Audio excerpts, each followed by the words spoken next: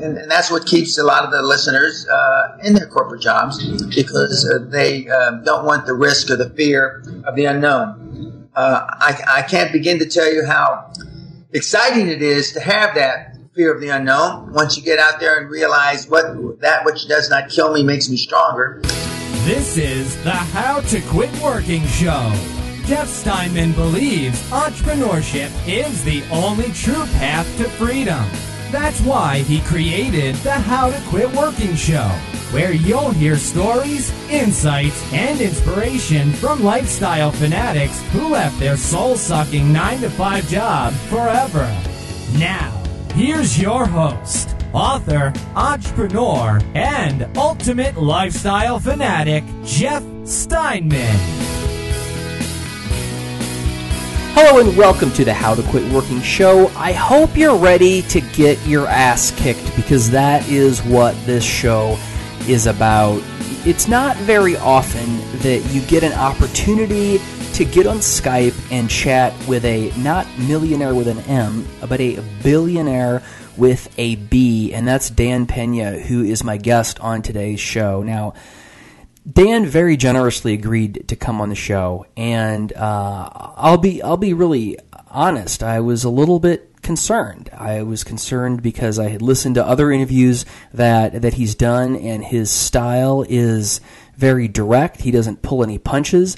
He does not censor himself, and I did not, and I would not censor him on this show. So this is raw. This is Dan as he is. And I was a little bit concerned about having him on. I kind of was thinking, is this the right thing? Will this drive listeners off? Will this make people, not want to listen to the podcast anymore? And I labored over it because we taped this interview. This is Monday. We taped it last Thursday, so I've had a couple of days to think about it.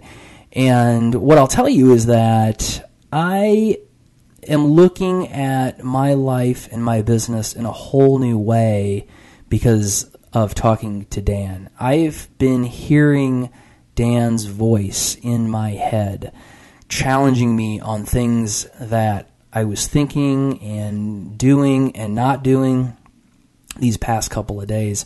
One of the really cool things about having this show is I get to talk to all of these amazing people. But the even cooler thing is that I get to bring this to you, and I'm excited to bring this to you. And I know that it may not be, it's not maybe the thing that you want to hear right now, but it's one of the best things I think that you can do to move yourself forward is to really listen carefully to everything that Dan has to say.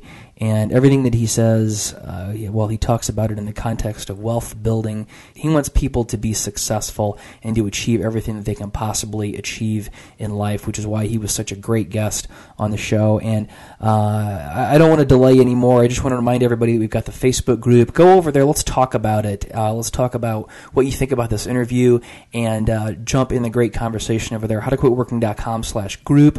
And now let's talk to Dan Pena. Dan, welcome to the How to Quit Working Show. Thank you very much for having me, Jeff. It's my pleasure. Thanks so much for being here. I did a little bit of research on you, and you've got a really kind of a unique message, a really unique, no-nonsense way of telling people about how to be successful, and I'm really looking forward to you sharing some of your advice and wisdom with our listeners, because I know you were not born rich, you did not inherit a bunch of money, you didn't have any specific advantages or anything handed to you, so I'm looking forward to hearing about that. But would you start by just telling us a little bit about your story? Where did you come from, and how did you get to be the person you are now? I find it slightly amusing when people say unique in reference to me, because I really don't consider myself that unique where I started, but I'll give you a short version. My dad was a cop in Los Angeles. My mother was a housewife. I lived, I'm Hispanic, I'm a blue-eyed Hispanic, I'm Latino, and I lived in the barrio. And my story, the punchline is, I'm the barrio boy who now lives in a castle. I'm Laird of Guthrie Castle in Scotland, and I've lived there about 30 years. But I was poor. My dad worked 3 jobs. to put food on our table as a policeman because there wasn't enough money from a policeman's salary. There were 2 security jobs. I got in a lot of trouble as a kid. I was expelled from grammar school 3 times before I was 10 years old. Not asked to leave, but expelled. Literally walked off the thing and told me I couldn't come back for various and sundry things that I used to engage in. And I realized that and this is the barrio drive-by shootings and stuff like that. And so I always, I was an average student. I was a C+ student, and if C+ is an average. And I flunked out of college 3 times, and I volunteered for the draft, and I went into the Army during the height of the Vietnam crisis. And the turning point in my life was I went through officers candidate school for 6 months, in addition to the other 6 months training in July 1967. I'll be 70 my next birthday. In July 1967, the United States Congress deemed Dan Pena officer and a gentleman, and that was the first high performance thing that I ever did. Prior to that, I'd been arrested and thrown in jail 5 times, mostly for alcohol-related things. So when I got out of the military, I went back to school and graduated with honors. And from one of the schools I actually flunked out of, which was kind of an irony. And the world was really my oyster. I interviewed with 2 Fortune 500 companies when I got out of university, and both of which turned me down ultimately. And they said that I was like putting a square peg in a round hole, or vice versa, and that I would never make it in the corporate world, and that I frightened most of the people that I was interviewed by. I went to Wall Street, where I thought that I was working on a master's degree, which I never finished. I had a scholarship to go to law school, which I never went. And I went to Wall Street, where I thought that the action was, and I was correct. And I was there until I left. I got tired after about 8-10 years of the corporate world, although I was successful, and decided to go off on my own. And so ultimately my first attempt at going out on my own was to go to work for one of our big corporate finance clients. And I ultimately worked my way up to be CEO of the company in actually pretty short order, because I saw that very few people were attuned to taking risks. And most people that were in the corporate world that I had come from were just like the corporation I was, that they were afraid of taking risks. And so when you're able to push the envelope and step out of your comfort zone and take risks, it's very apparent to the people that you're working with. And so I was able to go up the corporate ladder outside my Wall Street background. And then ultimately I got thrown out of that company, and I founded my own company, which is more or less famous now. I turned $820 into $450 million. Wow. in a collapsing market in 8 years. And I started with a leased fax machine. I don't even know if they have fax machines anymore. A leased fax machine and a phone in the spare bedroom of my house, where I couldn't afford the mortgage anymore because I was unemployed. Which, for those of you that are employed, and can you just imagine, one day on Monday morning you find out that you're unemployed, and you still got the mortgage, and the bills don't stop. And I don't need to explain that to the guys. And by the way, I call you all kids because I'm old enough to be your father, if not your grandfather. So just imagine that you wake up and you're unemployed. And so I went on called an entrepreneurial binge. And I did some pretty spectacular things by learning how to step outside the box. But most people that have jobs because of comfort. most people want to know how their bills are paid every week or every month or however they pay bills now. And to be an entrepreneur, that's all different. You don't know where your next paycheck's coming from. You don't know if you're going to be able to buy, unless you have savings, etc. I'm just assuming you start with nothing. Because my system, my QLA system, that is now pretty famous, starts. They say, Dan, why do you always preface everything if you have no money? Because kids, I had no money, so it's pretty simple. I couldn't pretend to have something I didn't, and so and that's what keeps a lot of the listeners in their corporate jobs, because they don't want the risk or the fear of the unknown. I can't begin to tell you how exciting it is to have that fear of the unknown. Once you get out there and realize that which does not kill me makes me stronger, as Machiavelli said. But it's easy to say and it's tough to do. And and so I built up that company, and I built up a number of companies, and I made a number of quantum leaps, as they say. And then the public company that I founded ultimately threw me out. Because our share price dropped when Iraq invaded Kuwait back in 1990 and 91. The Kuwaiti government was our biggest shareholder, and our share price dropped 50-60%. And they needed somebody to fall on the sword, so they tossed me out. So then I embarked on my third career, as it were, of coaching and mentoring. And I developed QLA, Quantum Leap Advantage, which has been very successful in the last 21 years. My mentees, my kids, have created over $50 billion in equity and value for themselves, not for me. That's not counting my money. In building businesses up. I worked with a number of corporate people. My most famous corporate mentee is the current chairman and chief executive officer of Alcoa, Dr. Klaus Kleinfeld. He came to me and as a middle manager at Siemens at that time, a big German company, the 20th largest company in the world, and with the idea that he wanted to be on the corporate executive board. And European companies are managed on two levels. There's a supervisory board and a corporate executive board. And the corporate executive board are like the line managers, and he wanted to be one of those line managers. And I said, well, what our goal should be for you to be chief executive.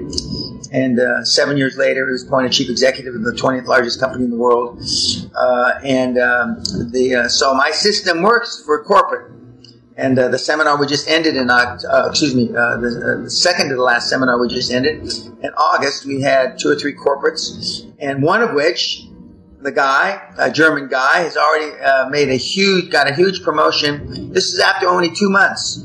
Huge promotion over his boss and his boss's boss.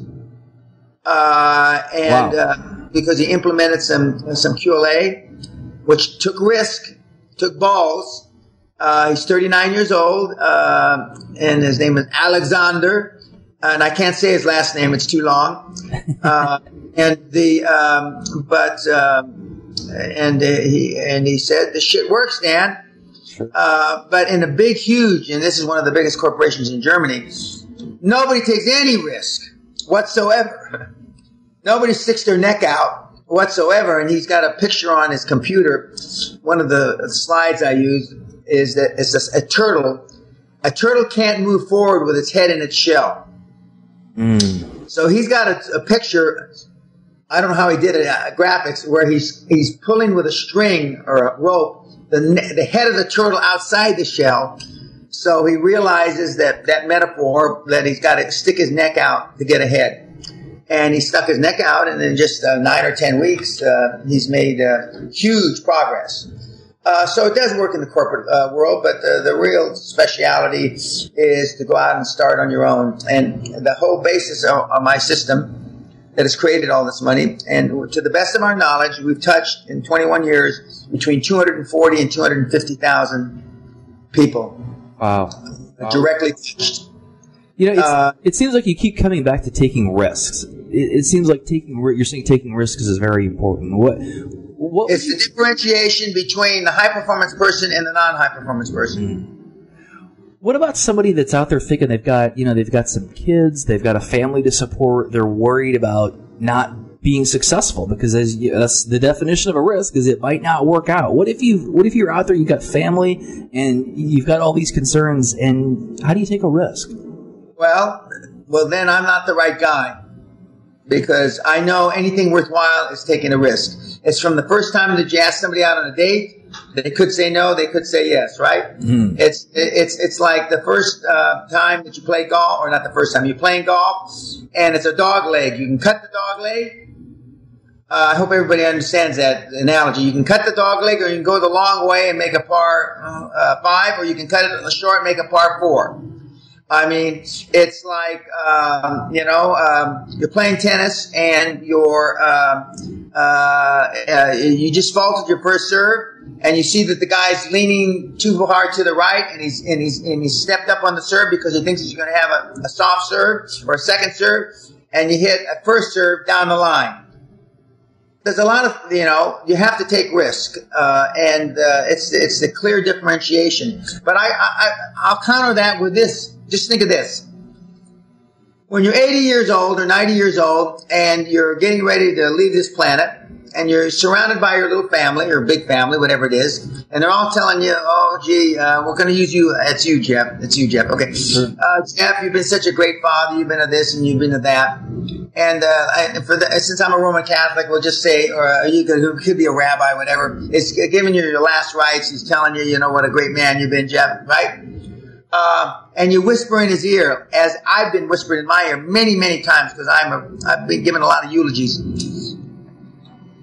Dan, I wish that I wish that I coulda, I shoulda. And then you die, and you die in regret. It's not the ballet you missed. It's not the Little League game you missed when you leave this planet that you regret. It's the things you didn't fucking do because you didn't have the balls to do them. That's what you regret. And I've been told this over and over and over by people. I just, had a person that died, a very good friend of mine. And, and her regret was that she was brought back to life. That's the good news. I'm not there. Her regret is she dropped dead at her son's rehearsal dinner the day before he got married. Oh, wow. And she was dead 12 minutes, and they brought her back, and I just spent time with her a few weeks ago. She's from Southern California, and she took that into death. She says, I didn't see any shining light. I didn't see any angels. I didn't see anything. All I knew is that I was pissed off, and I regretted having been so tasteless as a drop dead in my dessert and my son's rehearsal dinner. Mm. And they brought her back to life. They gave her 9 jolts. They actually scorched her chest. They burned her so much, but they kept on trying, and the paramedic decided, well, what's another 2 or 3 jolts? I mean, she's not going to mind being scarred for life if she comes back. And they brought her back on the 9th defibrillator jolt. But it's regrets. And so for those of you that are worried about, and you should be, you got responsibilities. It's not easy to raise a family. Believe me, I've got 3 grown kids. I know it's not easy. But when they're all gone, and your teeth are gone, and you got dribble coming down the side of your goddamn mouth, do you want to be saddled with the regret of not taking a risk to better your life? It's a powerful way to look at it. It's the only way to look at it. It's the only way to look at it. And believe me, I mean, I've done this so many times when talked to so many people. When people come to my event, and I'm not. My event's not for everybody, believe me. But the people that do come to it, and we spend private time, that's all we talk about when it's on the one-on-one. The regrets. I could have done this. I should have finished. I should have gone to law school. I should have gone to medical school. I should have. I could have. I would have. Those are the things that live with you. And your last seconds of conscious thought are going to be, when your family's all down looking at you, and their eyes are, and there's tears in their eyes. God, if I had done better, I could have sent my son to a better school. If I had done better, I could have paid for my mother's Alzheimer's. Money's not everything in life. It's not. But it's the only thing anybody keeps track of. And since the pyramids, since the pharaohs, and I personally don't believe in global warming, but I do a lot of good, with my money. But Bill and Melinda Gates, Buffett, and all these guys, they created wealth, and then they did good. They didn't do good and then create wealth. I mean, your mother's Alzheimer's and your dad's dementia cost money. You can't pay for it with Zen.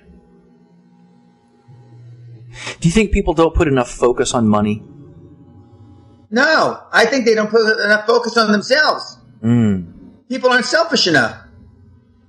My wives and my kids, well, not wives. I've been married to my wife four times. We renewed our vows. And so I use the colloquial term wives. But my wife, so only one at a time.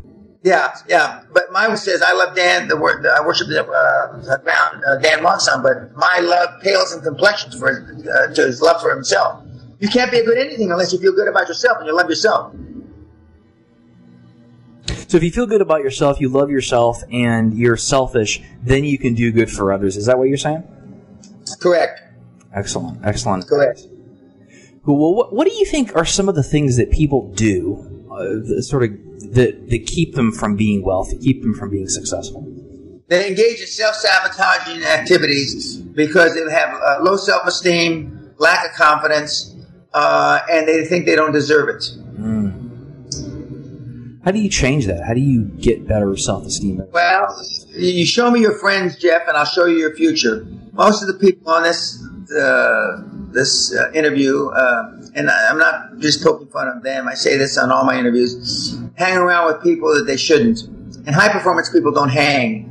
They don't hang around with anybody. I mean, high-performance people fly like eagles by themselves. Your life at age 20, 30, 40, 50, whatever it is the average of the 5 people that you spend most of the time with. Unfortunately, those people are normally your mother, your father, an older brother, sister, maybe a grandparent. And most of that time is with your mom, normally, because your dad's not there as much as your mom. But none of those people that I just mentioned, unless you're really fortunate, are in a position to train high-performance people and get high-performance results. I.e., they turn out non-high-performance people. It's like you have 2 Olympians for parents. There's a high probability you're going to be a good athlete and you may go to the Olympics. But if you've got Rufus and Doofus as your mother and father, who one cleans toilets, and there's nothing wrong with being a domestic. One cleans toilets and one's a gardener, there's not a very high chance that you're going to be going to the Olympics. Sure. Well, what about if somebody is in a situation where they hear what you're saying, they're saying, yeah, Dan, I know I need better friends. I know I need to hang around with higher performing people, but I don't know anybody. How do you get out there and find others? They're in a rut, right? Yeah. Well, a rut is a coffin with its ends knocked out. Oh, wow. They're really dead. They just anybody hasn't taken the time or the generosity or kindness to throw dirt on them. That's an excuse. That's a cop-out. And I hear it all the time, and I don't stand for it. I mean, I'm tough on the kids. I mean, that's bullshit. You can find somebody. When I was poor, my wife and I used to go to $1 Million House, and this is back in the early 70s. $1 Million House was a lot of house in 1970, 71, 72. We used to go to $1 Million houses just to see what they looked like. And the people used to tell us, when are your parents going to get here, kids? What are you doing here? We used to go to Rolls Royce dealers and sit in Rolls Royces so we could smell the leather. One time a quarter, we'd go to La Quinta Country Club in San Diego, very expensive country club where the rent for a night was $205 a night. So we could be around, see high-performance people. That was more than our rent for the month for our little apartment. So you were making quite an investment in just being able to be exposed to wealthier, more successful people. If you're not making an investment in yourself, then what are you doing? Yeah. And of course, this is going to rub off on your kids. And right now, what is this audience's, what is the rub off on their children? Are they proud of what they're showing their kids how to be?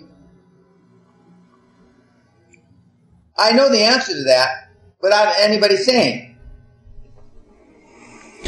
Yeah. What do you think is the best way to raise kids that are going to be successful and high performers?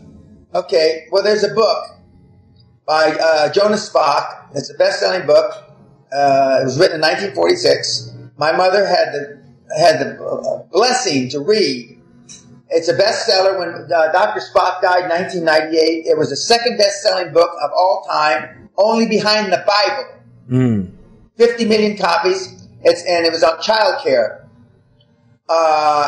Read that book. It's still in print. Or not in print. You can still buy it on Amazon. In fact, I just bought a half a dozen copies so I could give to some of my friends that are parents. And it tells you, and it is the Bible on what to do and what not to do, which is all of which, not all, that's an exaggeration, almost all of which is against conventional wisdom today on how to raise kids. Almost all. For example, now I was so poor I had a possum for a dog, but you probably had a bicycle with training wheels, correct? Yes, I did. Okay, I didn't. But okay, and I'm sure most of the guys and gals listening to this podcast had a bike with training wheels, correct? Absolutely. Okay. Well, your parents didn't take the training wheels off until they thought that you were capable of riding it, correct? Right. Okay. And then when they took them off and little Jeff fell over on his big fucking head, your mommy said, "Oh, Jeff, poor baby." And I hope your dad didn't say that. Poor baby. And then, maybe we should put the training wheels back on or something like that. Uh-huh. Okay. Well, what Dr. Spock says and what I say, and my dad, who invented tough love back in the 50s, before it became popular in the 70s, is let the kids fall on their fucking heads. Let them make mistakes. Let them cry. And that's why we have so many pussies now, so many wusses, so many politically correct people. The high-performance people that you read about are not politically correct, except for when they're on television, on the radio, and on being interviewed. And that's why it's such a big deal when some reporter or somebody with an iPhone catches somebody saying a bad word or doing something that's not politically correct or it's outside the boundaries of conventional wisdom. That's why it's so newsworthy. It's like when Vice President Biden a couple years ago, when President Obama was making an announcement, he thought he was off a microphone, and he said to the president, "This is a big fucking deal." If you remember, okay? Everybody talks this way. Well, Dan, tell us about some of the. It sounds like you didn't have parents who taught you how to be a high performer, right? No. So how did you figure that out? How did you get exposed to the right people, or whatever that you did to figure all this out? No, because as I told you, I went to officers training where I was surrounded with other high performance people, and which I hadn't before. I was a classic screw up before that, and I saw that even though I didn't graduate near the top of my class, I could accomplish things that a lot of people didn't. I mean, we went to ranger training and a lot of very strenuous training, which they don't do anymore. And I realized that I could do it. And I realized early on that most success is mind over matter. And most people that listen to podcasts, read books, listen to the CDs, etc., think that that's part of the learning process, how to be successful, or how to be a high-performance person, or how to be anything. It's really not. We've deluded ourselves because we're afraid of making a decision and pull the trigger. The process is the journey of making mistakes and fucking up things. That's how you become a high-performance person.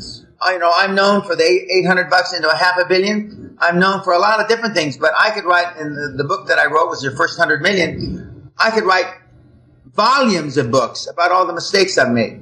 But see, nobody's interested in those. But the listeners are interested in the mistakes because they think those mistakes will live with them forever. They don't. those mistakes are quickly replaced by your successes. Well, I think that folks tend to listen to a lot of podcasts and read a lot of books, and I'll be the first to admit I'm guilty of this, because they think they're going to get all the information so that they can be sure to get it right the first time. No, but they're not. Yeah. It's almost a sure way to not succeed. It's almost the very first, sure. It's almost there is no recipe for success, but I'll give you 2 recipes for disaster.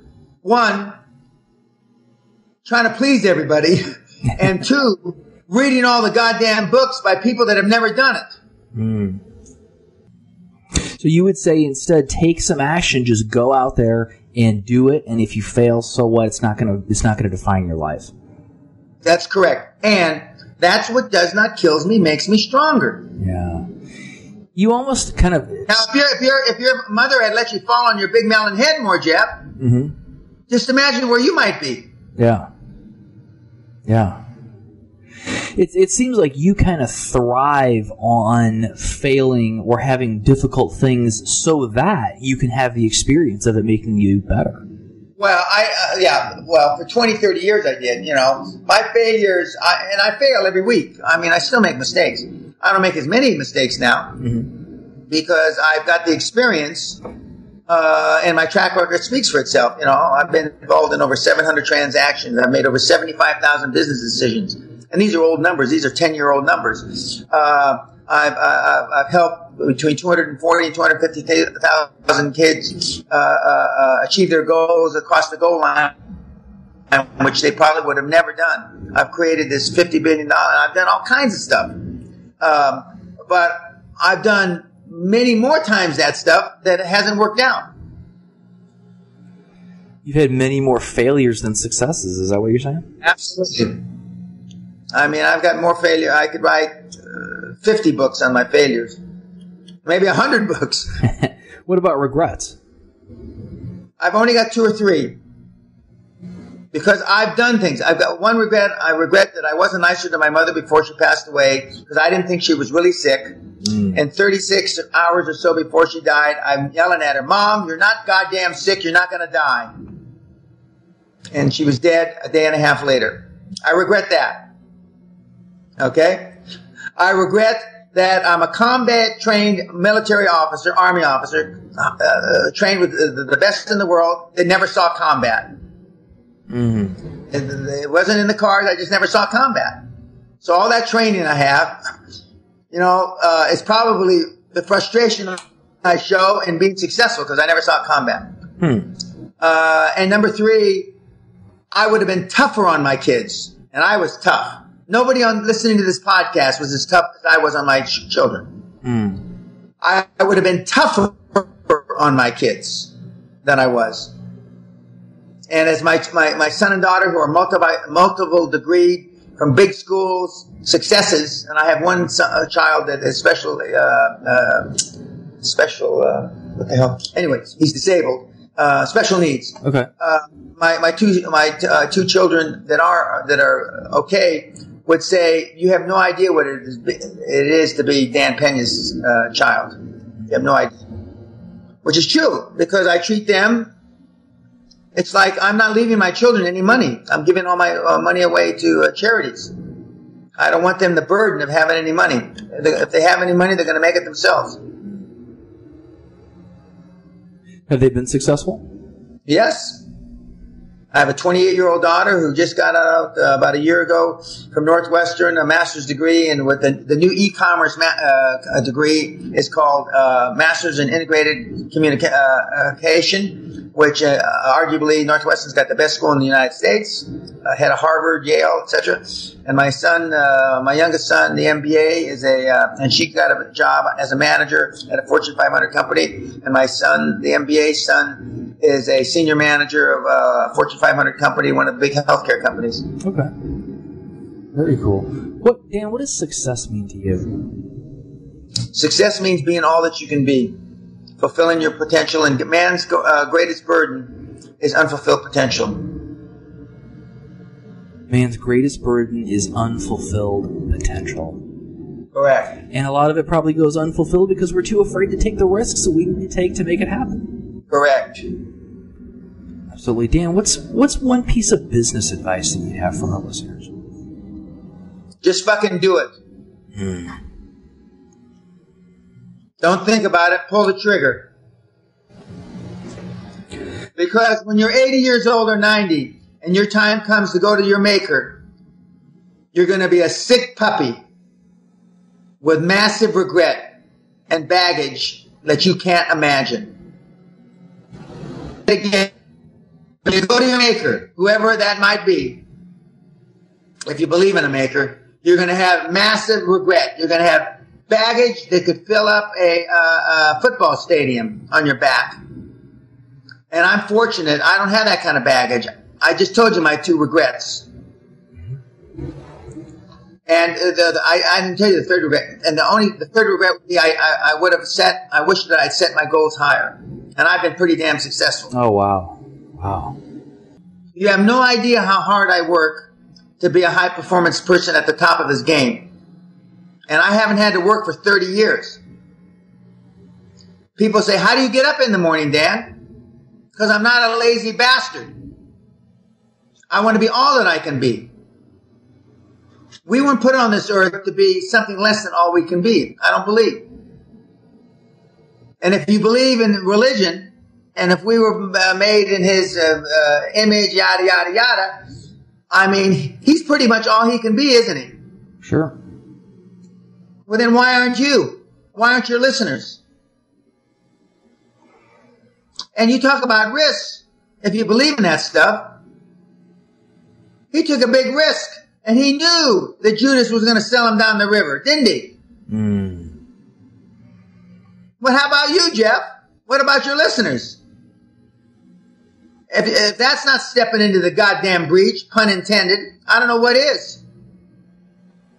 So I've never used this line of reasoning before because I'm even though I was raised a Catholic, I'm terribly religious at this stage of my life. But for those that are believers out there, and you're in the Midwest, and there's a lot of believers in the Midwest. Yep. You're right in the middle of the Bible Belt. Is that what he wants you to be, listener? Just an also ran, living in quiet desperation?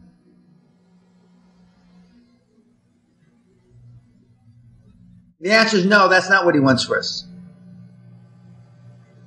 And you don't need to be Einstein to figure this out. But doing the same thing over and over again and expecting different results, as Einstein said, is insanity. Fucking insanity.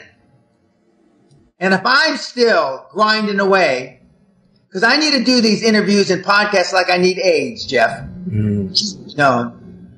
I don't sell anything. I give all my product away. Every last bit of it.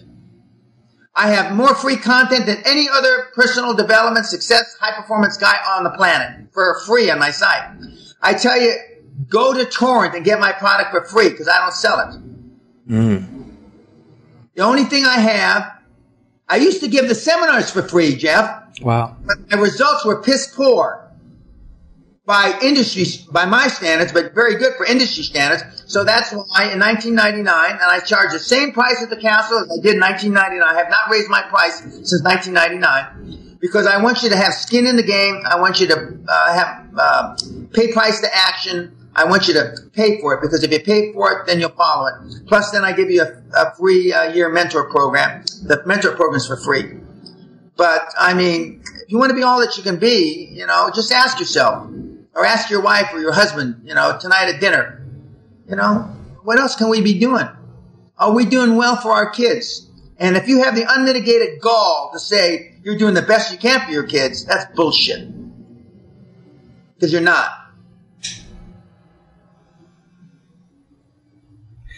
Seems like you believe in this. You didn't think you were going to get more gantry ranting and raving like a preacher, did you?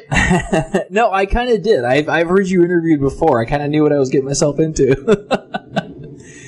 But I think it's so cool that you've been very successful, and one of your regrets is that you didn't push yourself harder to be more successful. It seems like there's kind of like no end to it for you. Correct. I hope there isn't. Yeah. I want to die don't know anybody in as good a shape as I at 70. I mean, I'll be 70 my next birthday. You don't know anybody in as good a shape as I am, and even remotely near my age. But when I die in 40, 50, 60 years from now, I want to die falling forward like Woody Hayes used to say for the Ohio State, fall forward and get an extra 3 yards. I want to die doing a deal. You know, I'd like to die doing a deal, having sex with my wife at the same time. Well, I wish you the best of luck with that. So does my wife.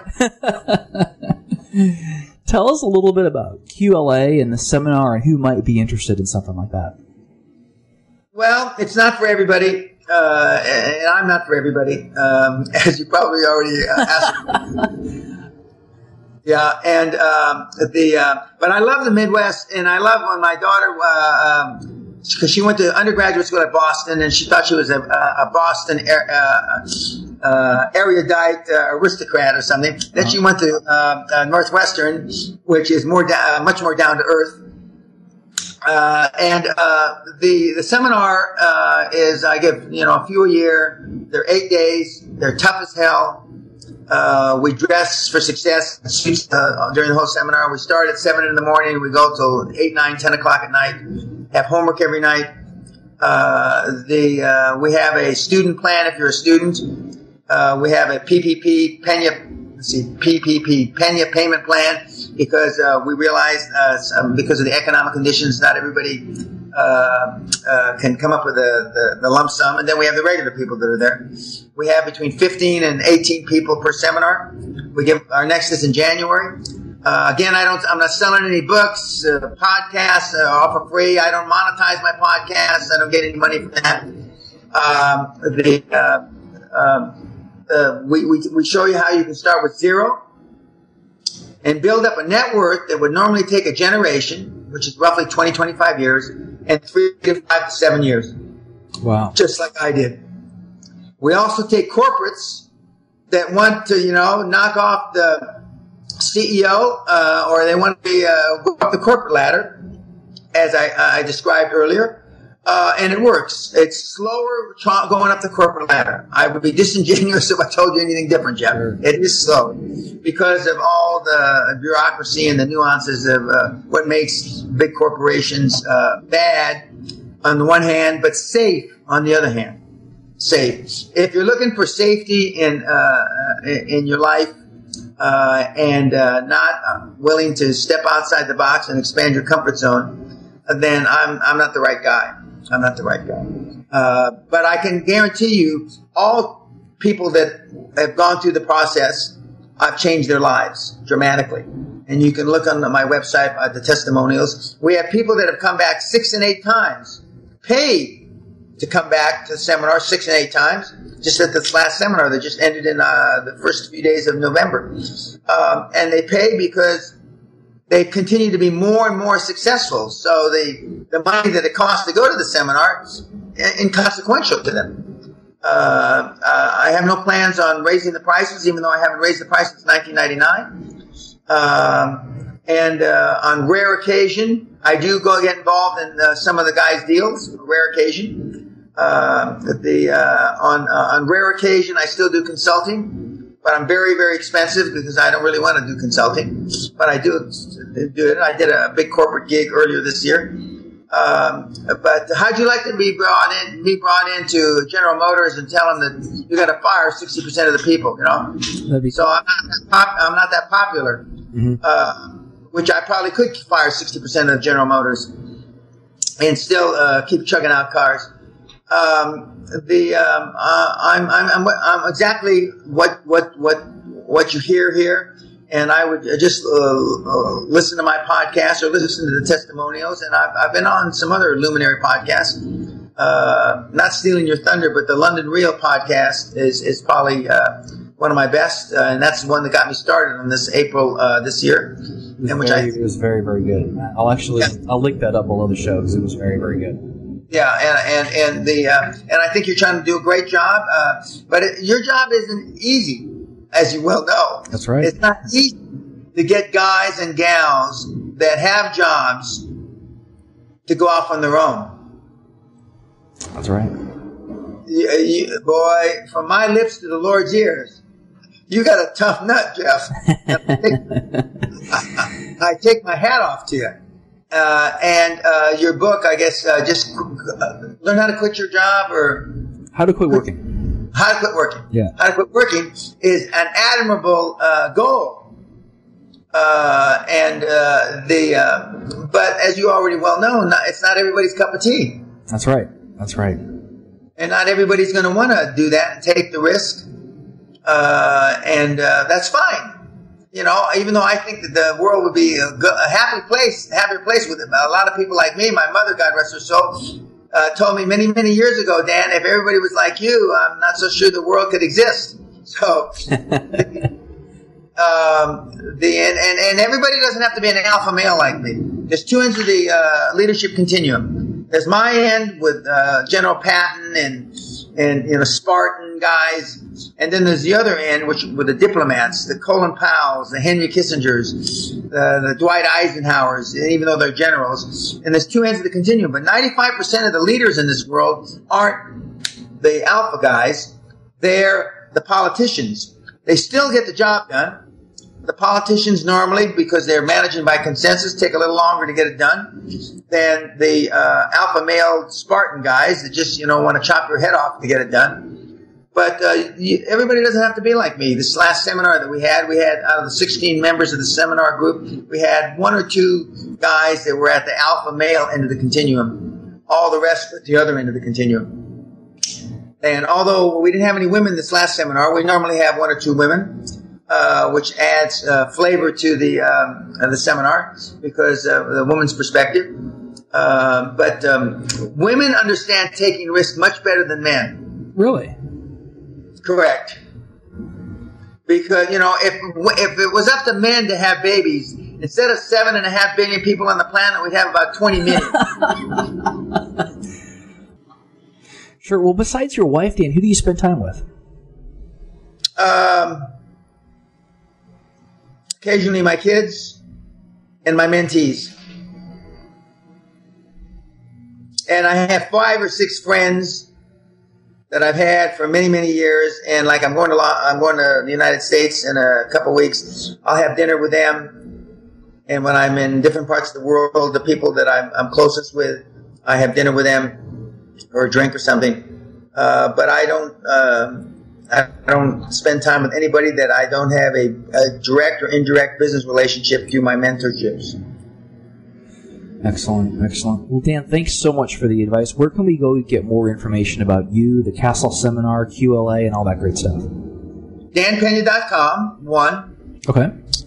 2, AskThe50BillionDollarMan.com. Okay. Podcast. I also have a podcast, QLA podcast. Okay. And go Google me. Almost 99% of everything on Google and Wikipedia, for that matter, maybe only 95% of Wikipedia is accurate. Okay. I'm a full disclosure guy. I mean, I have no secrets. I pay my taxes, my U.S. taxes. I don't have 2 or 3 families that nobody knows about running around the world. I'm happily married, and have been for some time.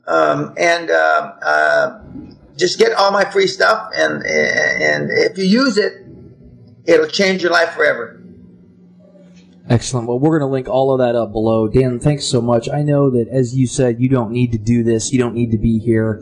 And you're doing it, and I appreciate that. I know our listeners appreciate it. And thank you very much for everything. I wish you the best of luck with everything. Thank you very much, and good luck to you and to your quantum leap in life and business. Regardless of what you might think about Dan's style or his language or the way he said things, I think it's important to realize that at the core of it, Dan's advice is pretty solid, and it's what we all need to hear. And whether you want to make a bunch of money or you want to do something huge to change the world, or whether you just want to have more time to spend doing the things that you want to do. That's the kind of stuff that's going to get you there. And I found that in my journey of quitting my job and discovering my life purpose, which I view as an ongoing process, learning how to be more productive, learning how to be a person that gets more things done, learning how to be a person that matters more in the world, I've discovered that you have to bring in a lot of different viewpoints and you have to look at a lot of different things. But what I think is so amazing about the How to Quit Working show is, I mean, first of all, what a treat to just to have someone like Dan, who's been so successful, to come and just share so generously the information that he shared. But I think that what it all comes down to is everybody who comes on the show and shares their secrets, they all say the same thing. This isn't really, Dan's message isn't that much different than other people who've been on the show who've been successful. Now, nobody, to my knowledge, that I've ever had on the show has had the extreme financial success that Dan has had. But it just comes down to some really simple things. It comes down to trusting in yourself, having confidence, getting your ass off the sofa, and going out there and doing it and not being afraid to take risks and knowing that, sometimes it's not going to work out, but that's okay.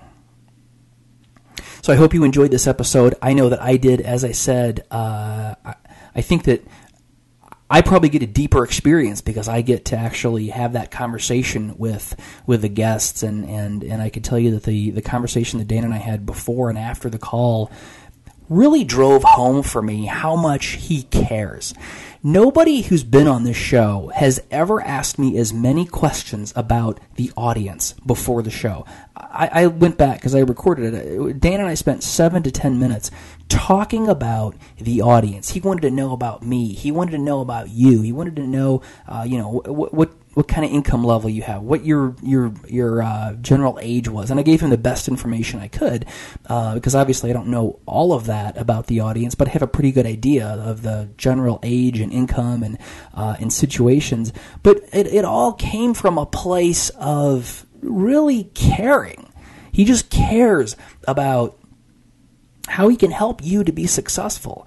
He doesn't want you to reach that point at the end of your life when you're sitting there on your deathbed and wishing that you had. So I think that that's a theme. That's another theme that I've seen time and time again with guests is successful people care. They just care a whole lot about people, and Dan is no exception. And at the end of the show, he expressed some really sincere hopes that was valuable and that it brought value to the audience. And I know what Dan charges for his seminar. If you want to go on his website, you can see his prices, and you know that when you're a billionaire, and you can also see how many people he lets in a year, so you can quickly figure out how much money he makes in a year on his seminars. And that's not an amount of money that makes a damn bit of difference to him. The amount of money that he makes on those seminars makes absolutely no difference in his life. It does not change his quality of life. It does not affect him in any shape, form, or fashion. So he's clearly not doing anything for the money. As he said, he hasn't done anything for the money for 30 years. So anyway, I'm really excited about this one. I know it was a little bit different tone, and frankly, I'm not apologizing for it because I think that it is what we all need to hear sometime. It was hugely inspirational for me, and I hope it was for you as well. Now, if you're ready to really take this to the next level, you're ready to take the risks that you need to take to be successful, go to howtoquitworking.com/coaching, reach out to Heather, schedule your complimentary coaching session with her, and see if it's a fit, see if there's a way that we can work together and that Heather and How to Quit Working can help you. Anyway, I will talk to you next time on the How to Quit Working show, and we'll talk to another amazing person just like you, who is, again, another amazing person just like you, as I always say, as we say at the outro of the show, amazing person just like you. These people don't have anything special, they just made some slightly different decisions that you can make as well. Talk to you next time. Thanks for joining us on the How to Quit Working show. Tune in next time when we'll talk to another amazing person just like you who is now living the ultimate life of freedom and doing it on their terms. If you want to learn how to quit working and get these episodes delivered directly to you, Visit howtoquitworkingshow.com.